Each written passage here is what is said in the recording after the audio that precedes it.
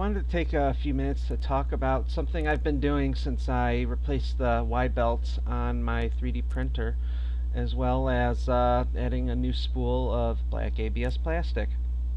So, in order to better track how much filament I'm using and how many hours my printer's spent, printing, I created a log with an Excel spreadsheet that contains the date of each print or maintenance item, which spool is being used, how many grams are remaining on that spool, as well as the print time. And I've got notes talking about what I printed. I mean, these columns are pretty self-explanatory. I mean, date, of course, it's when you're running the print. Spool, you can name it whatever you want. The grams remaining. So generally, what I do is I get 1 kilogram or 1,000 gram spools of ABS plastic filament.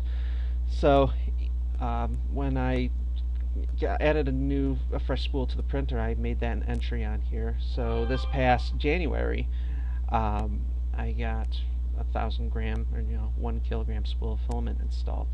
Then I immediately ran a print, so I went from 1,000 grams down to 948 grams because according to Cura, my print used 52 grams of filament. So, I reference Cura here. Whatever slicer you're using, it's probably going to tell you an estimate of how much plastic your print is going to use. So I go by that, and I just subtract it here.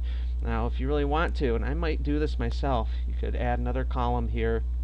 That way, you can input like the amount of plastic used in your filament or in your print, and have this automatically calculate over here. But for now, I'm just sticking with this.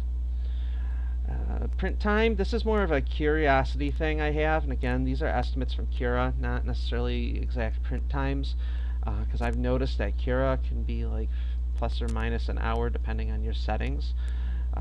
Lately for me, it's actually been like over predicting that it's been overshooting the time by like a half hour to an hour, so yay. But I leave that here regardless.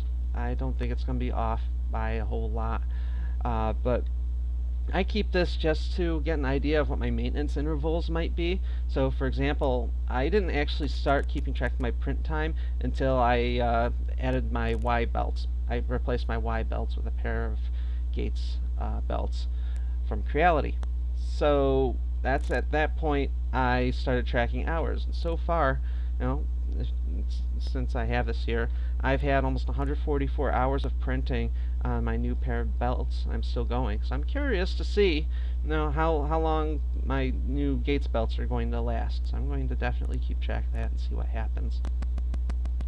But anyway, as you can see here, I just track all my prints and everything. I'm tracking my spool. Sure, I can look at it and be like, yeah, I'm running low on plastic, but I want to really dial that amount in because I don't want to waste like entire spools of filament just because they look empty. And I also don't want it to empty while I am printing. I do have a filament runout sensor, and I know that will pause everything, could screw things up. So, especially with ABS. So I want to know that once I really get down to how much, to get down to like under 10 grams, it's time to replace that spool, and then you can keep going. I actually did a couple little calculations off to the side, off the computer here, to estimate what my filament runout is actually going to be. And for my particular printer, the Ender 5 Plus, that's going to, you have to consider where the filament runout sensor is, as well as how much filament is in that tube that runs from the extruder actuator or servo out to the print nozzle. So based on what that length is and the density of your filament, that's going to tell you, how many grams remaining until you're really going to run out. So I calculated that to be about 3 grams, and I got myself down to 5 grams with my most recent print. So it's time to change that spool out so I don't run into any problems with my future prints. Yeah, and I actually have a note here. About 1 meter of 1.75 millimeter ABS filament weighs about 2.5 grams. So do the math, and you can figure out, uh, you know, how many grams you're going to have left to run, before you seriously run out and you have to stop printing in the middle of a print job. So I hope this idea helps you out. I think there's a plugin, Octoprint, that might do something similar to this, but I like to keep notes about what design I'm printing, your maintenance notes. So eventually I'll figure out what maintenance intervals might be appropriate, given enough printing. Thank you for watching this video. If you liked it, please be sure to click the like and subscribe buttons below. Also, post any questions you have in the comments and I may answer them in another video.